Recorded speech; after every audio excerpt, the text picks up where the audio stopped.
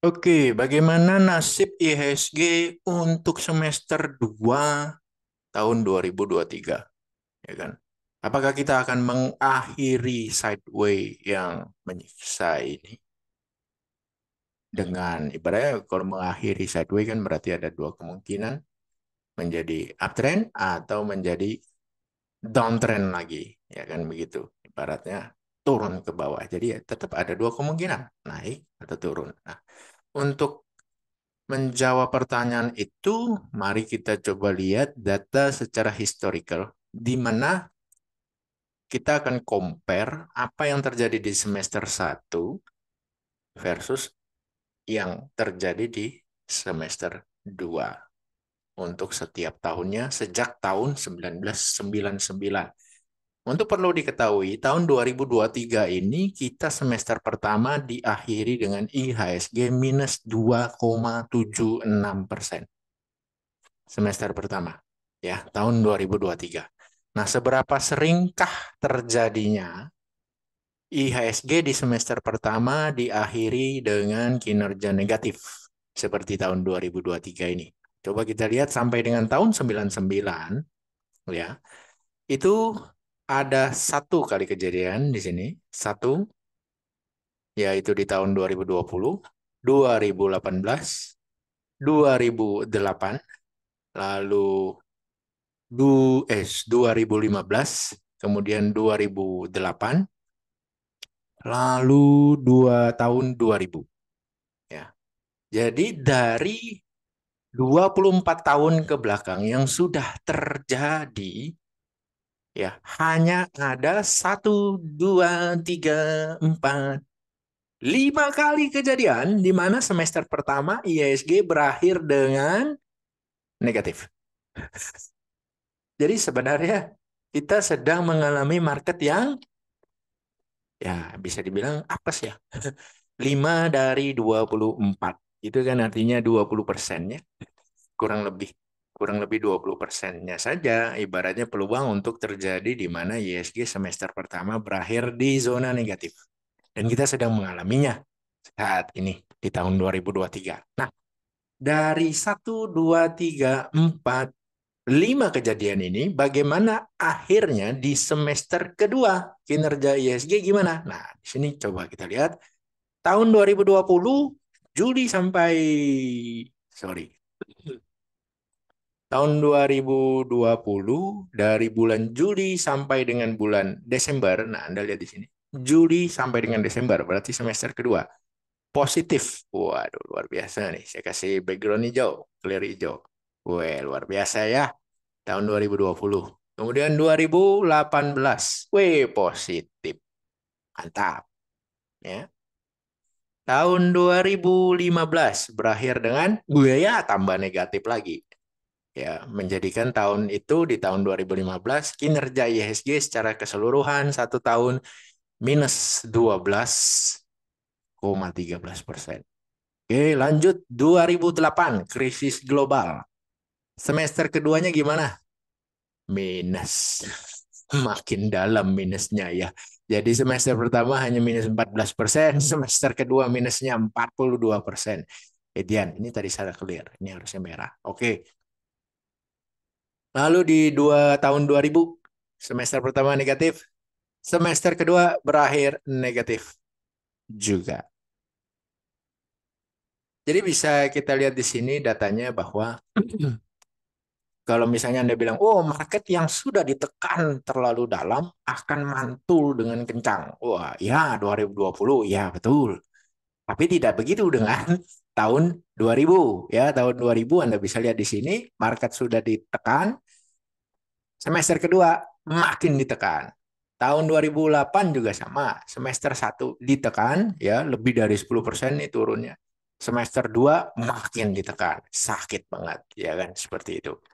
Ya, jadi kita tidak bisa bilang, oh kalau terjadi penurunan market yang signifikan, maka akan mantul dengan kencang. Belum tentu. Bisa saja mantulnya di tahun berikutnya. Ya kan, tidak seperti di tahun 2020 yang langsung mantul di tahun yang sama. Ya kan. Tapi dari data yang ada, data historical yang ada ini, kita juga bisa melihat bahwa kalaupun mantul, maka semester keduanya kenaikannya tidak akan melebihi persentase turun. Jadi contoh di sini 2020 turun 22, naik 21. 2018 turun 8,75, naik 6,82. Jadi naiknya itu persentase naiknya akan lebih kecil daripada persentase turun. Seperti itu. Nah, tahun 2023 bagaimana? Kita turun dengan 2,76. Apakah kita akan positif di semester kedua? Ataukah ini merupakan pertanda bahwa semester kedua akan crash? Atau paling tidak market akan turun lagi berkaca pada kejadian 2015, 2008, tahun 2000. Ingat ya, 2008 semester pertama ini kita masih bisa hahaha hihi, tidak menyangka bahwa akan ada krisis global sebesar itu. Enggak. Hasilnya adalah semester kedua seperti yang sama-sama kita lihat data ini dibanting habis-habisan. Mati Belanda. Ya. Lalu di 2015, oh cuma perlambatan ekonomi kok. Nanti akan kita segera recovery, bla bla bla bla bla bla. Semester kedua isi turun juga. Oh sakit ini 2015. Sepanjang tahun disayat pelan-pelan diiris. Volatilitas luar biasa ya. 2015 coba kita lihat ISG tahun 2015 itu seperti apa sih? Ya, ini dia tahun 2015. Anda bisa lihat turun semester pertama. Lanjut lagi semester keduanya. Ibaratnya di Desember yang diharap-harap biasanya ada window dressing, nggak datang, nggak naik kencang. Nah, tahun depannya baru naik 2016. Ini seperti itu. Jadi, kalaupun menurut saya nih ya, kalaupun di semester kedua kita akan tetap melanjutkan kinerja negatif pada IHSG, justru itu peluang. Kenapa? Nah, tadi Anda sudah lihat 2015. Semester kedua tetap turun marketnya ya. 2016 bullish. Sekarang kita lihat 2008. 2008 semester pertama dan semester kedua ancur-ancuran ya. Anda lihat 2009-nya jadinya kayak apa? Super bullish marketnya. Oke ya. Wah, kencang Pak. Asik benar. Ya, terus tahun 2000 ya, tahun 2000 bagaimana nih? Semester pertama dan semester kedua ancur-ancuran ya, tahun 2000. Nah, tahun 2000. Nah, ini dia. Tahun 2000. Aduh, sakit. Tahun 2021-nya gimana? Di bawah turun lagi, kalau nggak salah ini gara-gara WTC bom ya, kalau nggak salah ya.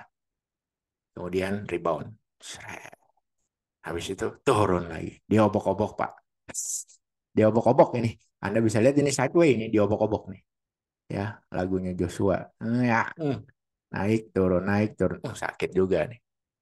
Ya. Barulah setelah itu 2022-nya ada super rally ini ya. Ibaratnya market naik berapa persen ini? Dari lowest Desember to highest tahun 2022 naik 49%. Etian itu kenceng banget tuh. Kenceng banget. Jadi Anda bisa lihat kesimpulannya di sini adalah kalaupun semester 2 kita masih tetap negatif ini menurut saya ya, maka 2024 wuhui asik ya kan gitu ya. 2024 sideways tetap ya kan marketnya sakit, maka akan ada tiba waktunya di 2025 super bullish. Kenceng kan seperti itu. Nah, jadi kalau menurut saya seperti itu, saya akan siap.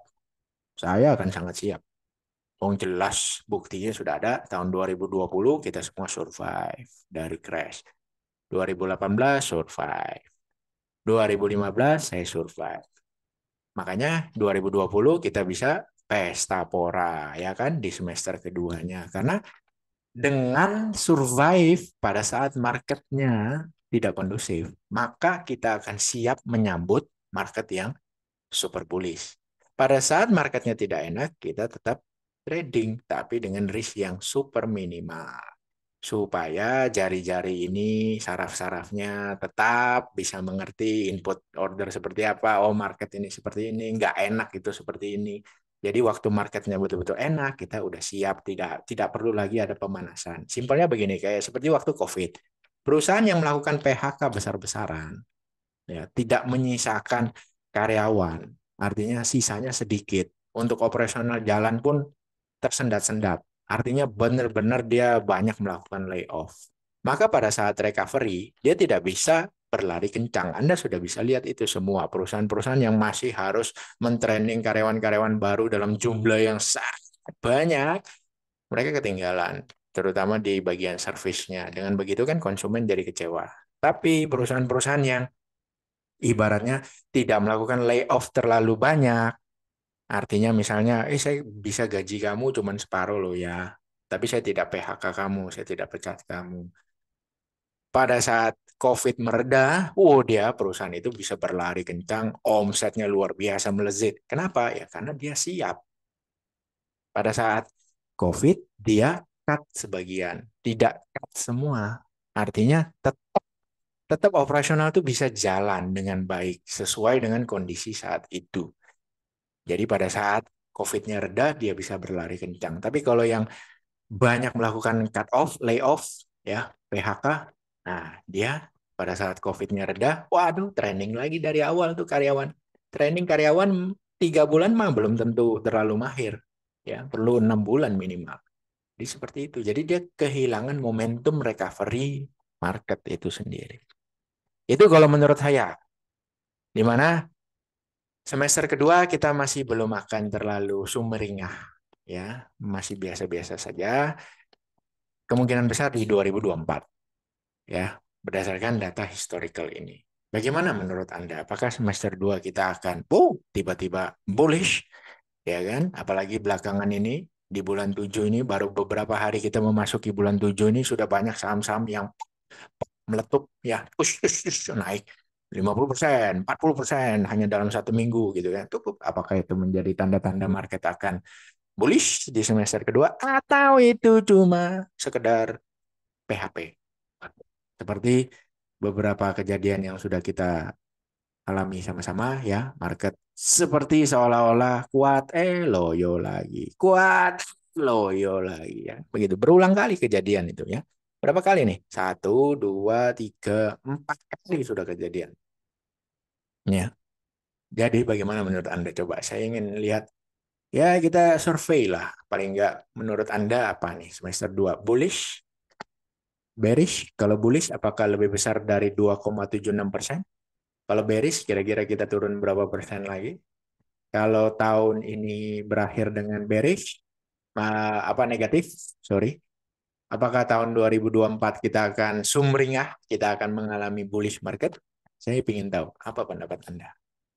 Oke, sampai jumpa di video berikutnya.